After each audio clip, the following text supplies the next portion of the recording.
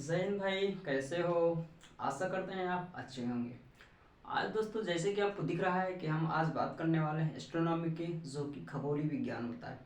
हम दोस्तों आपको इसमें बताएंगे कि तारा क्या होता है, ब्रह्मांड क्या होता है, कैसे तारे मतलब बनते हैं, क्या क्या प्रक्रिया होती है उसमें, लाल तारा क्या होता है, जब उसका प्रकाश चला जाता है तब क्या होता है, और चमकता कैसे है, किस कलर पर वो ज़्यादा चमकता है। टोटली दोस्तों इसमें हम आपके साथ डिस्कस करने वाले हैं। तो दोस्तों अगर आप हमारे यूट्यूब चैनल पर नए हैं तो हमारे चैनल को अवश्य सब्सक्राइब करें और बेल आइकन को प्रेस करें, ताकि अगर हम कोई वीडियो बनाएं तो आप तक सबसे पहले पहुंच सके। दोस्तों अगर आप स्टूडेंट हैं तो आपके लिए बहुत अच्छी बात है। आपको ज्ञान मिलेगा, आप जो है ज्योग्राफी के बारे में आपको समझदारी आएगी। और अगर दोस्तों आप स्टूडेंट नहीं भी हैं, अगर आप ज्ञान के इच्छुक हैं, अगर आप जानकारी लेना चाहते हो तो जनरली दोस्तों आप इस वीडियो को देख सकते हो। ठीक है, तो बहुत ज़्यादा टॉपिक आपके लिए इंपॉर्टेंट होने वाला है, क्योंकि हम बेसिक से बताएंगे और समझा के बताएंगे, स्टोरी जैसे बताएंगे, आपको सब कुछ समझ में आने वाला है। तो जैसे दोस्तों आपको दिख रहा है कि हम बात करने वाले हैं एस्ट्रोनॉमी। ठीक है, मतलब इसमें हम बात करेंगे खगोलीय विज्ञान। ठीक है, इसमें बात करेंगे हम कि तारा क्या होता है, ब्रह्मांड क्या होता है, आकाशगंगाएं क्या होती हैं, गैलेक्सी वगैरह, टोटल इसमें हम देखेंगे। कोई दिक्कत जाने वाली नहीं है। देखिए, तो ये तो आपको एस्ट्रोनॉमी में सबसे पहले हम स्टार्ट करेंगे जो है तारा क्या होता है। देखिए दोस्तों, अच्छे समझिएगा, स्टोरी के हिसाब से हम बताएंगे, आपको सब कुछ समझ में आने वाला है। देखिए, तारा क्या होता है दोस्तों।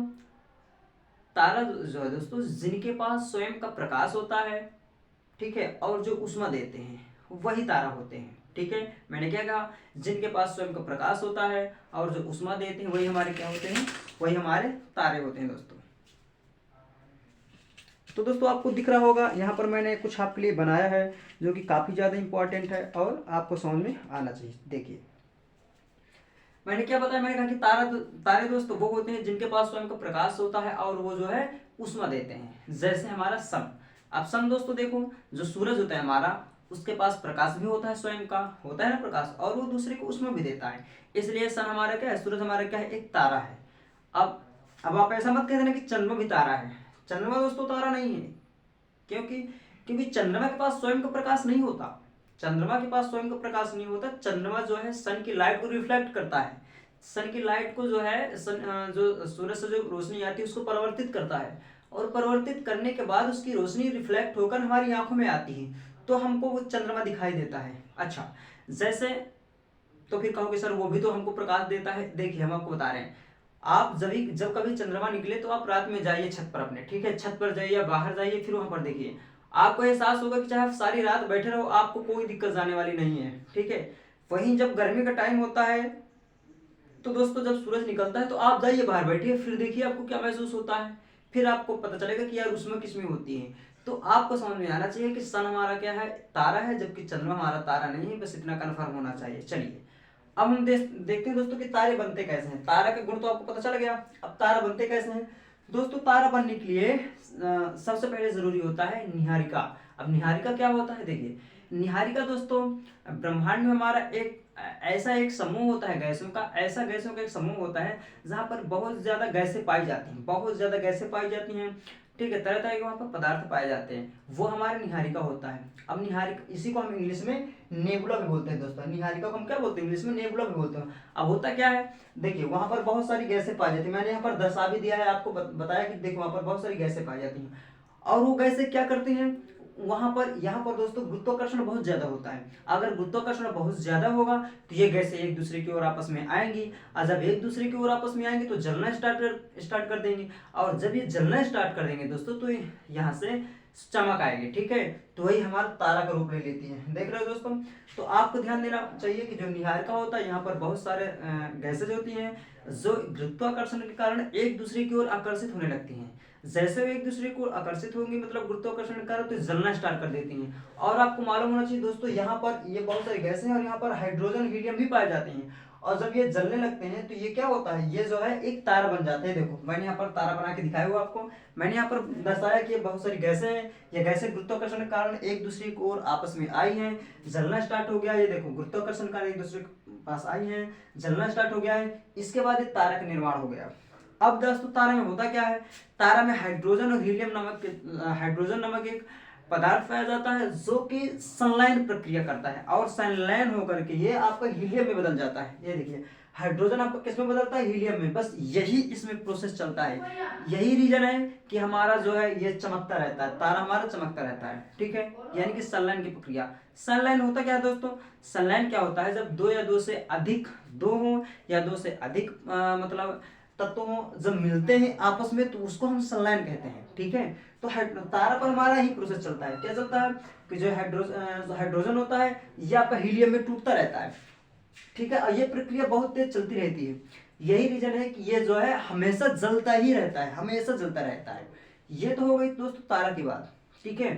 अब देखते हैं, ऐसा भी तो हो सकता है दोस्तों कभी ना कभी ये फ्यूल, ये जो ईंधन है हाइड्रोजन जो हीलियम में कन्वर्ट हो रहा है, ये जो पाया जा रहा है, तो कभी ना कभी ऐसा भी तो होगा कि कभी ना कभी इसकी जो है ये फ्यूल खत्म भी हो सकता है, खत्म हो सकता है ना, बिल्कुल। सबसे पहले तो आपको ये मालूम होना चाहिए दोस्तों कि जो तारा होता है प्लाज्मा अवस्था में होता है, ठीक है। कैसे अवस्था में होता है, प्लाज्मा अवस्था।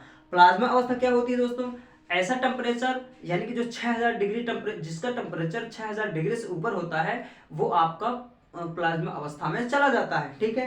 तो ये जो तारा हमारा होता है प्लाज्मा अवस्था में होता है, ठीक है। यानी प्लाज्मा क्या होता है, बहुत ज्यादा गर्म होता है, ठीक है। ये तो कन्फर्म हुआ। अब आइए, ये तारा हो गया, इसके अंदर जो ईंधन है ये कभी ना कभी ये कभी ना कभी तो खत्म होगा ना, खत्म होगा भाई, बिल्कुल खत्म होगा, ठीक है। जब ये खत्म होगा और जैसे खत्म होने स्टार्ट हो जाता है दोस्तों, तो आपको मालूम होगा कि वो तार, जैसे ये फ्यूल खत्म होगा तो वो तारा बड़ा होना स्टार्ट हो जाएगा।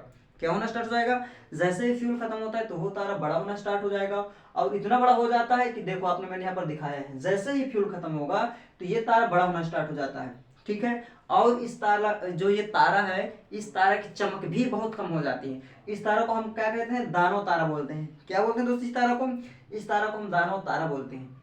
ये तो कंफर्म हुआ, यानी कि अगर ईंधन खत्म हो रहा है तो वो तारा क्या कर जाएगा, चमकना कम कर देगा, लाल दिखाई देना स्टार्ट हो जाएगा, और जो है दोस्तों ये तारा आपका बड़ा हो जाएगा, ठीक है।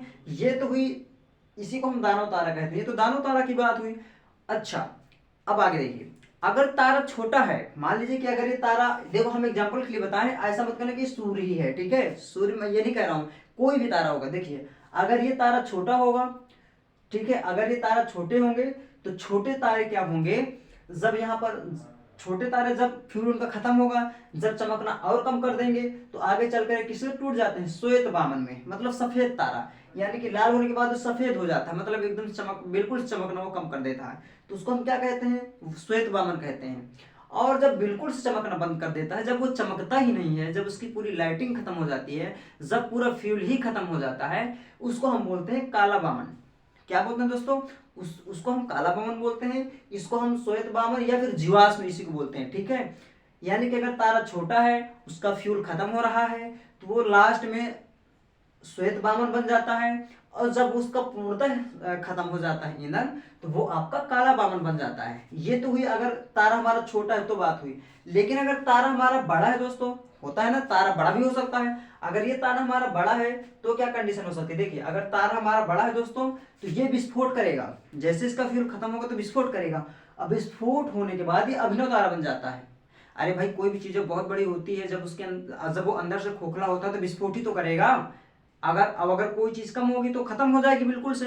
अगर कोई बहुत बड़ी भारी चीज होगी, कोई भी मतलब ले लीजिए, अब उसका अगर अंदर की चीज खत्म हो रहा है, फ्यूल वगैरह कुछ भी, तो वो क्या हो जाएगा, वो विस्फोट करेगा। अब विस्फोट होने के बाद दोस्तों ये अभिनव तारा बन जाएगा। क्या बन जाएगा, अभिनव तारा बन जाएगा। इसी अभिनव तारा को हम इंग्लिश में सुपरनोवा बोलते हैं। क्या बोलते हैं, इसी अभिनव तारा को हम इंग्लिश में सुपरनोवा बोलते हैं, ठीक है। अगर तारा बड़ा होता है तो उसका, अगर तारा बड़ा है उसका फ्यूल खत्म होता है तो वो दोस्तों हमारा अभिनव तारा बनता है, ठीक है। अभिनव तारा को हम इंग्लिश में सुपरनोवा बोलते हैं। अब देखिए, ये जब अभिनव तारा जब टूटता है दोस्तों तो 3 कंडीशन में हो जाता है।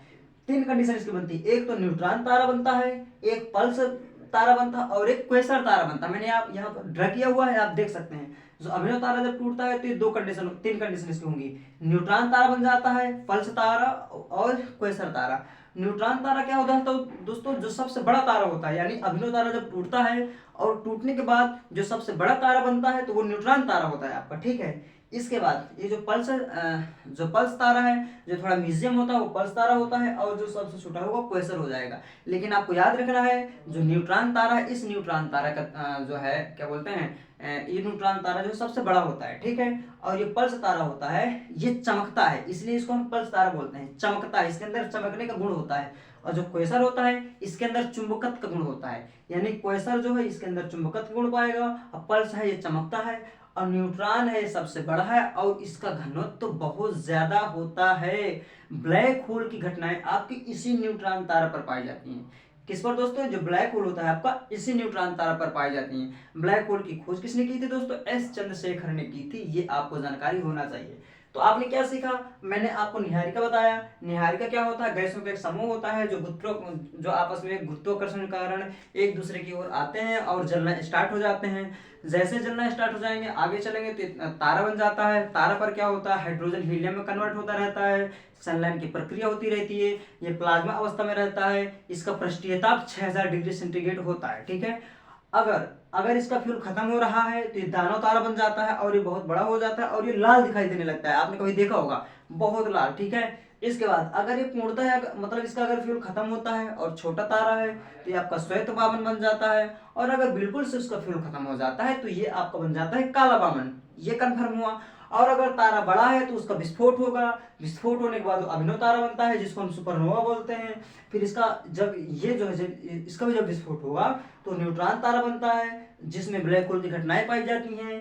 इसका जो है घनत्व तो बहुत ज्यादा होता है।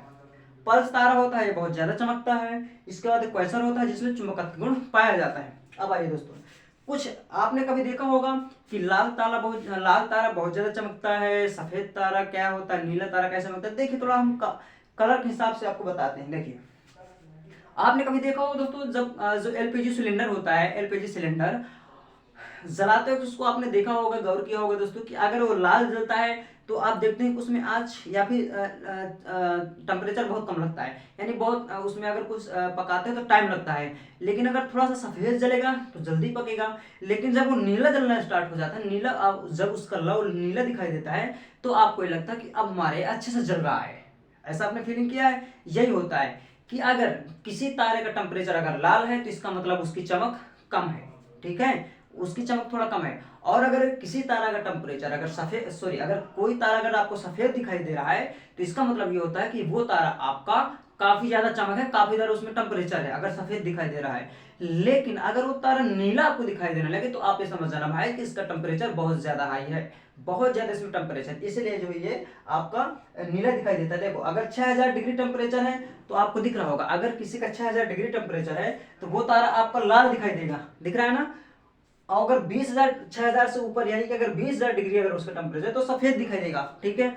और अगर उसका टेम्परेचर 2 लाख या फिर 2 लाख से ऊपर है, 1 लाख से ऊपर, 2 लाख से ऊपर है, फिर और आगे जा सकते हो आप, तो वो एकदम से आपको नीला दिखाई देगा और इसका टेम्परेचर बहुत ज्यादा रहेगा। जैसा कि मैंने आपको सिलेंडर से बताया था, एलपीजी सिलेंडर से, है ना भाई। और आपको मालूम होगा कि 6000 डिग्री पर जो तारा होता है उसको हम वही हमारा प्लाज्मा होता है, यानी ये सब प्लाज्मा में पाया जाता है। ये जो है चौथी अवस्था होती है पदार्थ की, होती है ना, पदार्थ की चौथी होता है, ठोस, द्रव, गैस, इसके बाद प्लाज्मा होती है। प्लाज्मा हमारी कैसी अवस्था होती है? चौथी अवस्था होती है। और पांचवी अवस्था कौन सी होती है? वो होती है बोस-आइंस्टीन होती है, ठीक है, वो ठंड होती है। चलिए इतना दोस्तों आपको जानकारी हुई, निहारिका, सनलाइन मतलब तारा, लाल दानव, इतना आपको जानकारी अच्छे तरीके से हुई है। ये तो मात्र एक तारा है। अब ये तारा जो है एक आकाश गंगा में पाया जाता है, वो भी आकाश गंगा के किनारे में पाया जाता है, ठीक है। तो दोस्तों वीडियो हमारा थोड़ा लंबा हो जाएगा, बड़ा हो जाएगा, इसलिए दोस्तों हम इसको यहीं से खत्म करेंगे, इसको एंड करेंगे। और इसका जो अगला वीडियो आएगा वो बहुत अच्छा आएगा, गैलेक्सी वगैरह उसमें आएंगे, और मैं आपको बताऊंगा कि कैसे भ्रमण करते हैं, कैसे घूमते हैं आकाश में, और टोटल आपको इसमें जानकारी देने वाला हूँ, ठीक है। तो दोस्तों हम मिलते हैं नेक्स्ट वीडियो में। दोस्तों अगर ये वीडियो हमारा अच्छा लगा हो तो चैनल को हमारा जरूर सब्सक्राइब करें। मिलते हैं दोस्तों नेक्स्ट वीडियो में, तब तक के लिए जय हिंद।